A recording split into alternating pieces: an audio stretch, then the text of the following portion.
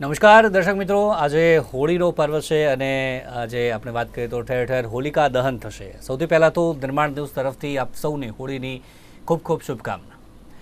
તો આજે આ ખાસ રજૂઆતમાં વાત કરીશું હોલિકા દહનની. આપણે વાત કરીએ તો જે પ્રકારે પૌરાણિક મહત્ત્વ છે, પરંતુ છેલ્લા કેટલાક સમયથી આપણે સૌ જાણીએ છીએ કે વૈદિક હોળીનો ટ્રેન્ડ ખૂબ જ વધેલો છે. સૌથી પહેલાં હોળીની વાત કરીએ તો અસત્ય પર સત્યની જીતનો ઉત્સવ એટલે હોળી આપણે સૌ જાણીએ છીએ. ફાગણ મહિનાની પૂર્ણિમાના દિવસે આ પવિત્ર તહેવાર આવે છે અને એની ઉજવણી કરવામાં આવે છે.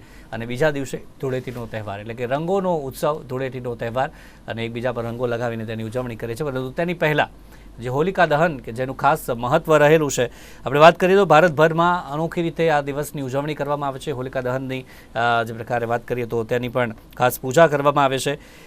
ગુજરાતમાં પણ વૈદિક હોળીનો ટ્રેન્ડ ખૂબ જ વધ્યો છે. અત્યારે આપણે વાત કરીએ તો ઠેર ઠેર મોટા શહેરોની આપણે વાત કરીએ કે પછી અન્ય જે ગામડાઓની વાત કરીએ, વૈદિક હોળી મોટા પ્રમાણમાં અત્યારે થઈ રહ્યા છે. યુવાઓથી લઈને જે અન્ય જે સામાજિક સંસ્થાઓ છે તે પણ લોકોને પ્રેરણા આપતી હોય છે કે વૈદિક હોળી કરવી જોઈએ, કેમ કરવી જોઈએ તેના અંગે પણ માર્ગદર્શન આપતી હોય છે. ઘણી બધી સોસાયટીઓમાં પણ હવે વૈદિક હોળીનું જે મહત્ત્વ વધ્યું છે, લોકો સમજ્યા છે વૈદિક હોળી નું જે મહત્ત્વ છે તે ઇકો ફ્રેન્ડલી જે હોલિકા દહન છે તેના ઘણા બધા ફાયદા પણ છે. પર્યાવરણ માટે પણ તે ફાયદાકારક છે અને આપણા માટે પણ તે ક્યાંક ને ક્યાંક ફાયદાકારક છે. તો જે આપણે હોલિકા દહનની વાત કરીએ તો તેમાં જે દ્રવ્યો અમુક જે હોમાતા હોય છે તેનું પણ ખાસ મહત્ત્વ રહેલું છે. સાથે જ જે હોળીના સમયે જે આપણે ખાસ ખોરાક જે આવતા હોય છે હોળીના જે તહેવાર પર, તેનું પણ ખાસ મહત્ત્વ જે રહેલું હોય છે. ખાસ કરીને જે ઇમ્યુનિટી છે, ખજૂર આપણે ખાતા હોઈએ છીએ તે ઇમ્યુનિટી માટે ખૂબ જ ઉપયોગી છે. આ સિવાય ચણા અને જે ધાણી છે તે કફ, વાયુ અને ખાસ કરીને થાક માટે તે ખૂબ જ ઉપયોગી માનવામાં આવતું હોય છે. તો આયુર્વેદિક કારણો પણ ઘણા બધા છે, તે તમામ બાબત પર ચર્ચા કરીશું. અને સાથે જ વૈદિક હોળીનું શું મહત્ત્વ છે અને અત્યારે કેટલા પ્રમાણમાં લોકોની જાગૃતતા આ બાબતમાં ખાસ કરીને વધી છે તેને લઈને ખાસ આપણે ચર્ચા કરીશું. ચર્ચા સાથે 3 મહેમાન જોડાઈ ગયા છે મારી સાથે. અજયભાઈ જાદવ મારી સાથે જોડાઈ ગયા છે, સ્થાનિક છે રાજકોટના, અને તે સામાજિક કાર્યકર પણ છે અને દર વર્ષે ખાસ વૈદિક હોળીનું આયોજન તે કરતા હોય છે અને મોટા પ્રમાણમાં લોકો તેમાં સહભાગી પણ થતા હોય છે. અજયભાઈ, સ્વાગત છે આપનું.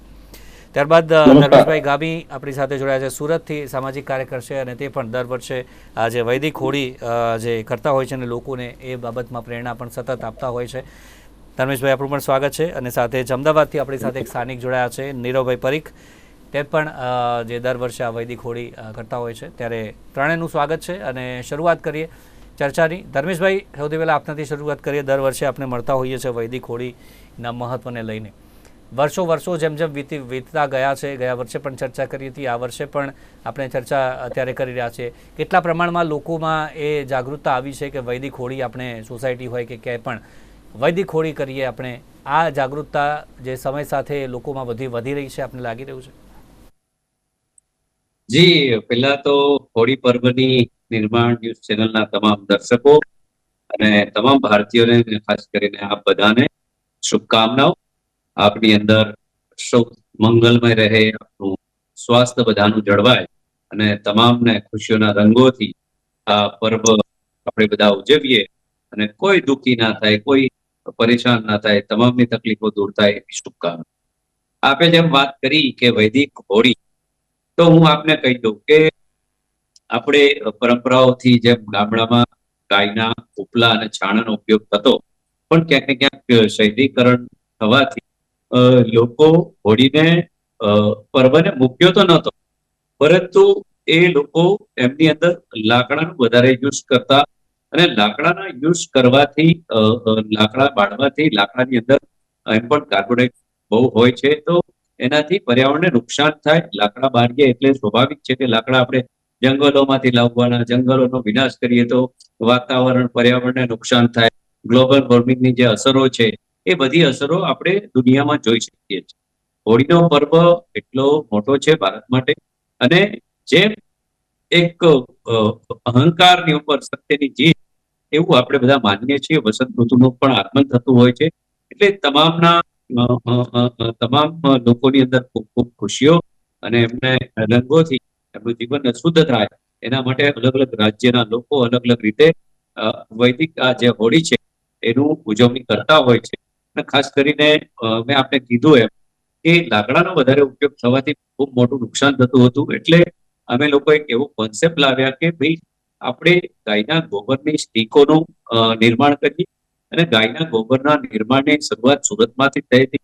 તો ઘણી બધી એવી ગૌશાળાઓ, પાંજરાપોળો છે કે જેને એમાં એમના સ્ટીકનું ઉત્પાદન કરવાથી એમને આર્થિક રીતે પણ ઘણો બધો લાભ થતો હોય છે, જેના કારણે પાંજરાપોળ ગૌશાળાઓને સ્વનિર્ભર બનવા માટેની તકો પણ મળતી હોય છે.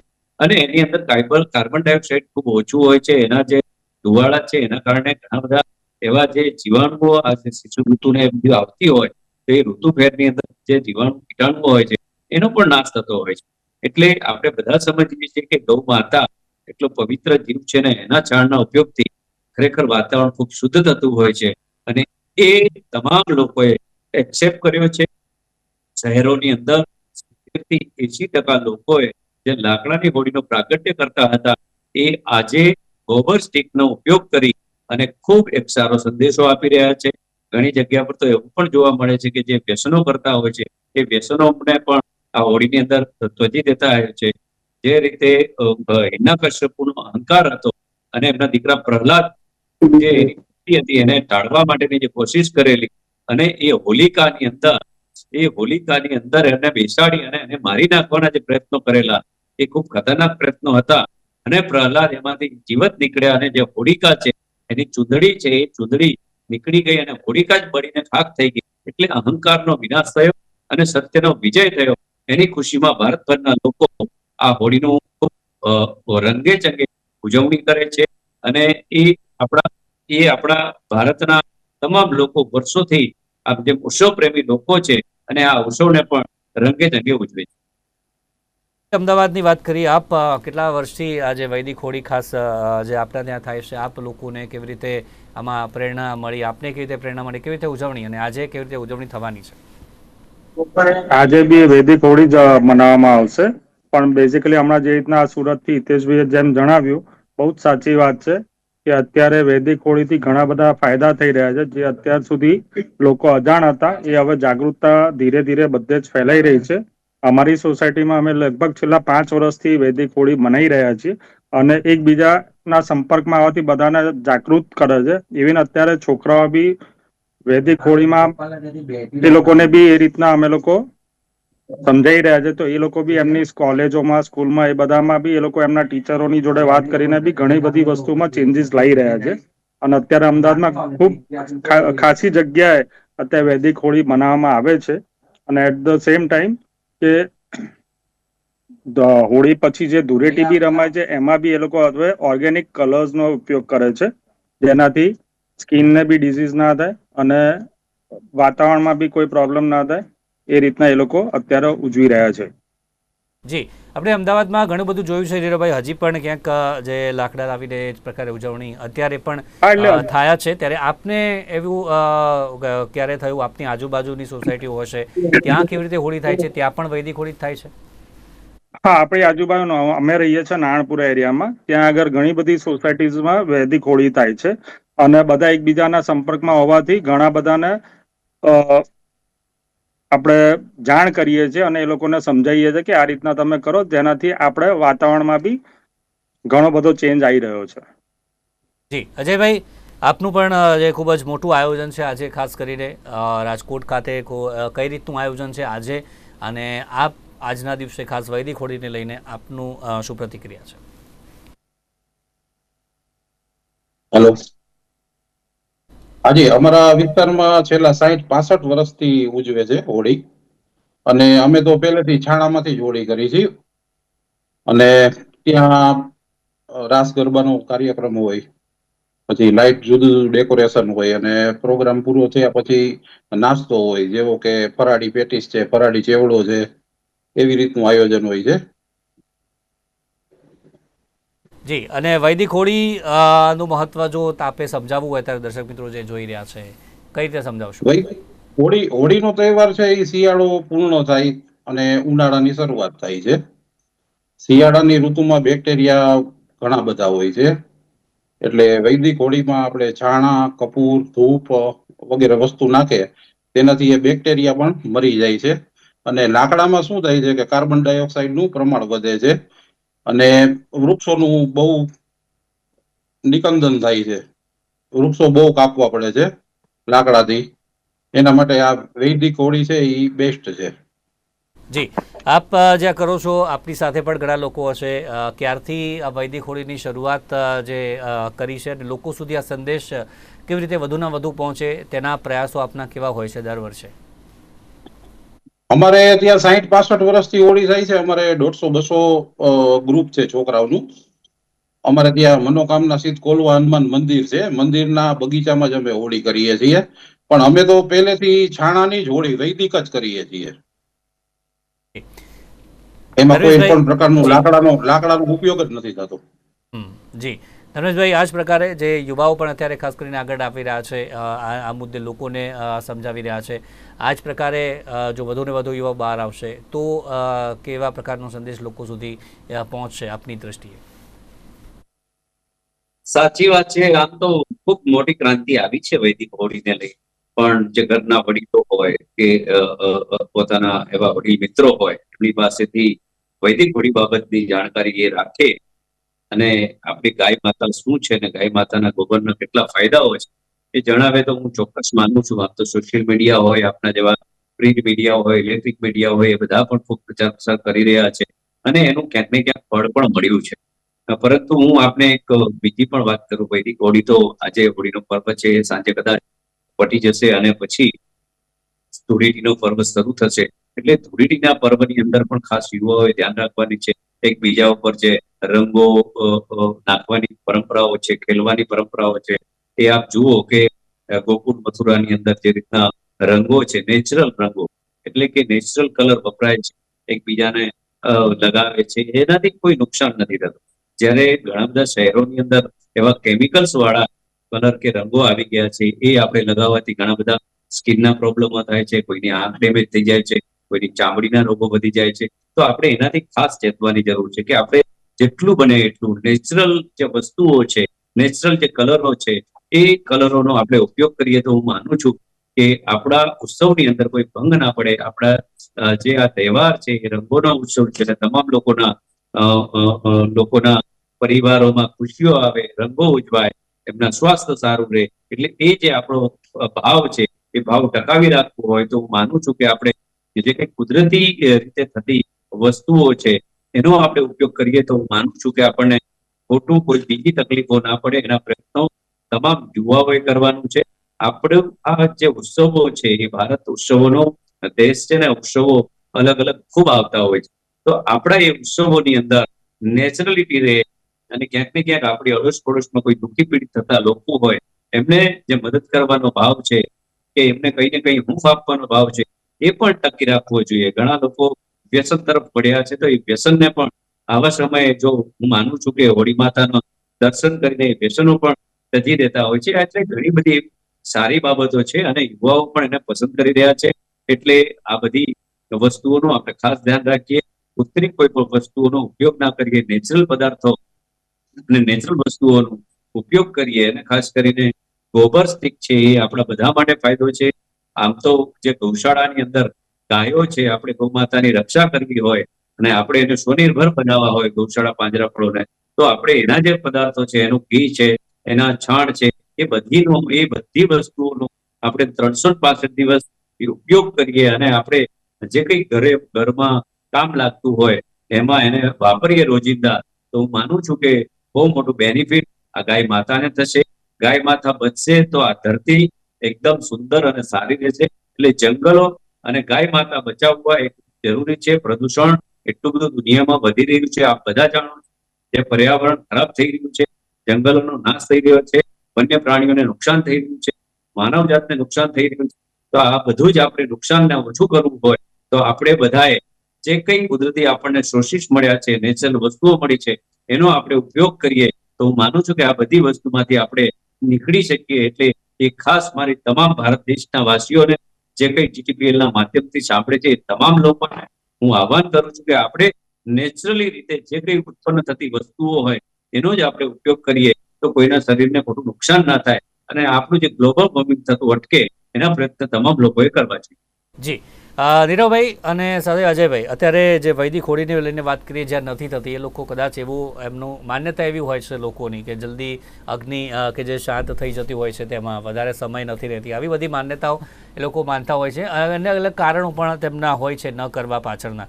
કયા કયા કારણો આપના મતે એવા હોય છે ન કરવા પાછળના, અને જે અલગ અલગ માન્યતાઓ છે, ગેરમાન્યતાઓ, જે મેં વાત કરી કે જલ્દી અગ્નિ શાંત થઈ જતી હોય છે, આપ દર વર્ષે કરો છો, લોકોનો પ્રતિસાદ કેવો રહે છે સોસાયટીના રહીશોનો, આજુબાજુનો? નીરવભાઈ, આપનાથી શરૂઆત કરી. અમારા ત્યાં તો જે વૈદિક હોળી છે છેલ્લા 5-7 વર્ષથી અમારા ત્યાં સોસાયટીમાં મનાવવામાં આવે છે, અને બધા સિનિયર સિટીઝનો ઉંમરવાળા છે, 80 વર્ષની ઉપરની ઉંમરવાળા છે, ઘણા બધા છે. એ બધા વડીલોના સાથ સહકારથી એ લોકોના પ્રમાણે અમે લોકો ત્યાં કરીએ છીએ. અમુક જગ્યાએ એવું બનતું હોય છે કે ભાઈ વહેલી હોળી પ્રગટાઈને વહેલી એ બુઝાઈ જાય, જેનાથી હોળીનું દહન થઈ જાય અને હોળિકાનું બધું ફટાફટ પતી જાય, એ રીતનું લોકો માનતા. પણ કાયદેસર રીતે જે વૈદિક હોળી છે એ જે પ્રમાણે કરવી પડે, જે નિયમો પ્રમાણે, એ રીતે કરવાથી ઘણો લાભ થાય છે વાતાવરણને, અને ઘણા બધા સારા આપણને મળતું હોય છે કે જેનાથી લોકોને સારી રીતે હોળિકાનું એ ઉજવી શકાય. અને બને ત્યાં સુધી ધૂળેટીના દિવસે બને ત્યાં સુધી ઓર્ગેનિક હોળીથી ગુલાલના કલરથી રમવું જોઈએ, અને બને એટલો પાણીનો વપરાશ ઓછો કરવો જોઈએ. બુદ્ધે વૈદિક હોળીમાં કોઈ જલ્દી ઠરી જાય કે એવું તો થતું નથી, પણ જે એનું મૂળ કામ છે કે જે એનો ધુમાડો છે જે એ બેક્ટેરિયા મારી નાખે, એ જ મહત્વનું છે. કે હોળી 2 કલાક રહે કે 4 કલાક રહે કે 8 કલાક રહે, એ કોઈ મહત્વ જ નથી. સાથે જ જે આપણે વાત કરીએ લોકોમાં જાગૃતતા, રાજકોટમાં ખાસ કરીને આપણે વાત કરીએ અજયભાઈ, આ મુદ્દે કેટલા પ્રમાણમાં લોકોમાં જાગૃતતા છે? આપ ઘણા બધા લોકોને પણ મળતા હશો, ત્યારે વૈદિક હોળીની જાગૃતતા અંગે લોકોમાં કેટલી જે આવી છે અત્યારે હાલ આપણે વાત કરીએ તો? રાજકોટમાં તમે ઓમ જોવો તો લગભગ 80% હોળી તો ગાયના છાણામાંથી જ થાય છે.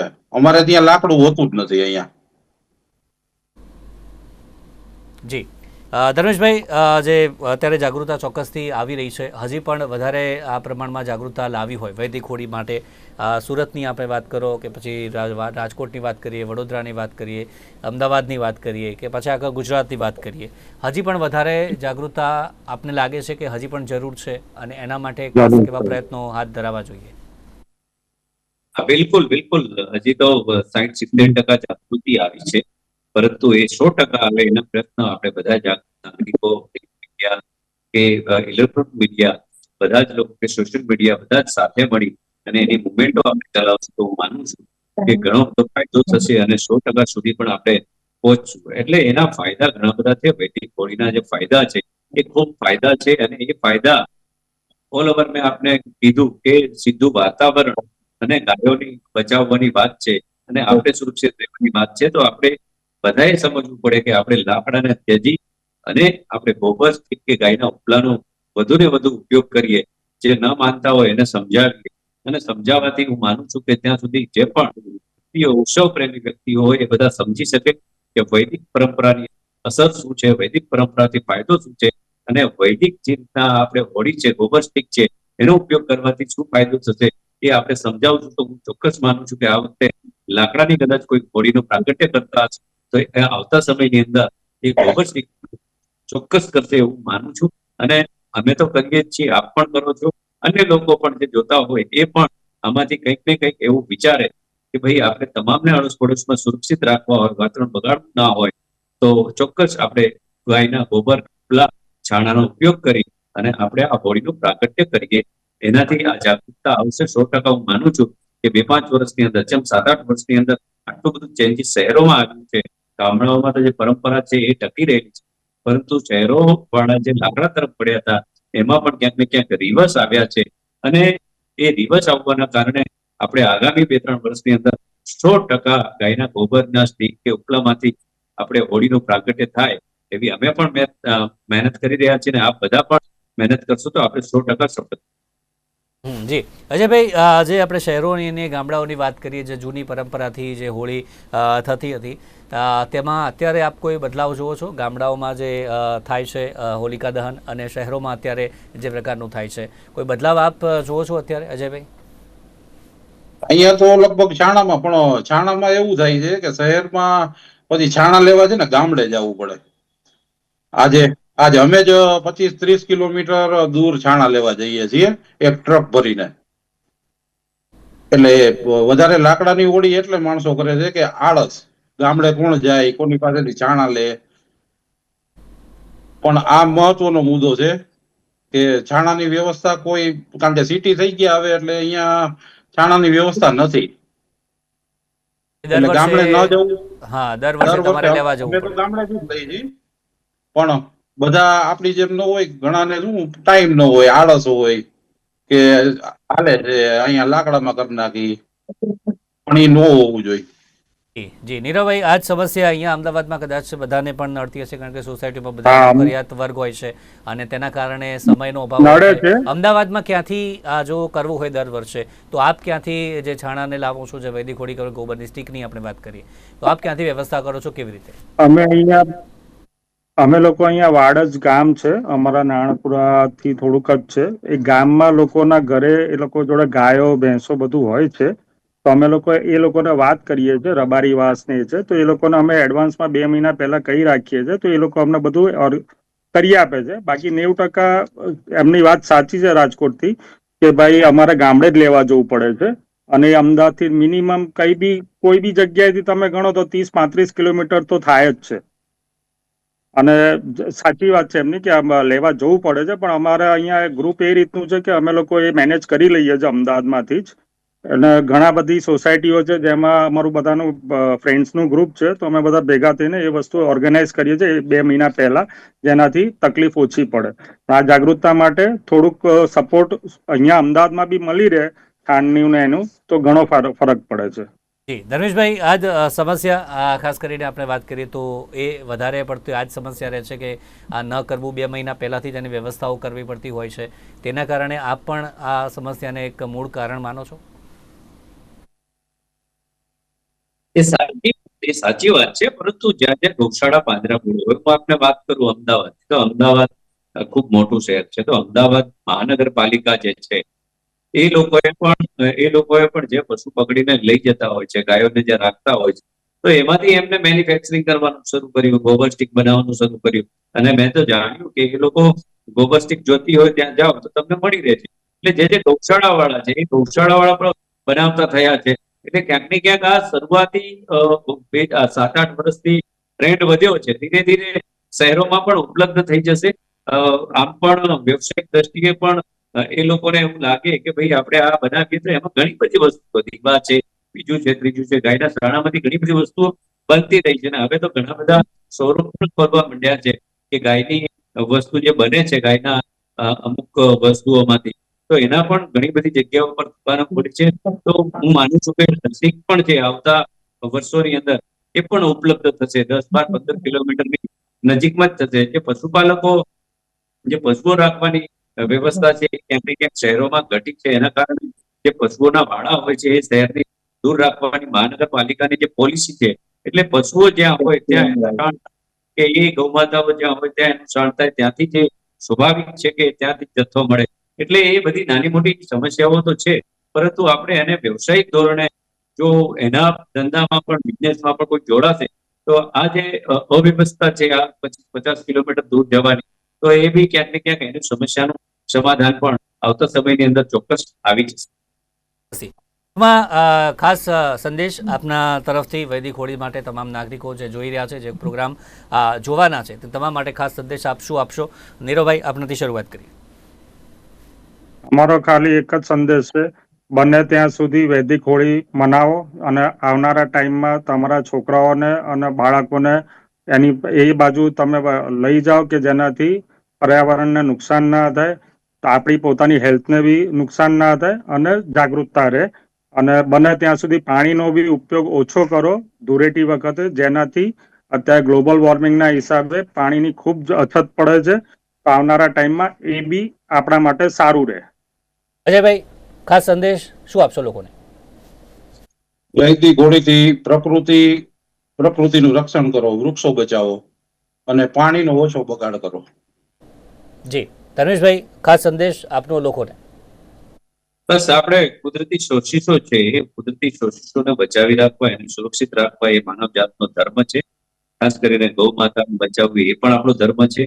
પાણી જે છે નેચર રિસોર્સ છે એને પણ આપણે આગામી જે એની સમસ્યા આવવાની છે તો એ ન આવે એટલે એનો બગાડ આપણે ઓછો કરીએ અને નેચરલિટીમાં જે પણ કુદરતી શોષિતો છે કે કુદરતી રંગો છે એવા રંગોને આપણે રંગો સાથે ઉજવીએ. ઉત્સવો પણ જળવાવા જોઈએ, એની ગરિમા પણ જળવાવી જોઈએ અને સાથે સાથે શારીરિક કોઈ નુકસાન ન થાય એનું પણ આપણે બધાએ ધ્યાન રાખવું જોઈએ. અને તમામને આ હોળી પર્વની, ધૂળેટી પર્વની શુભકામના.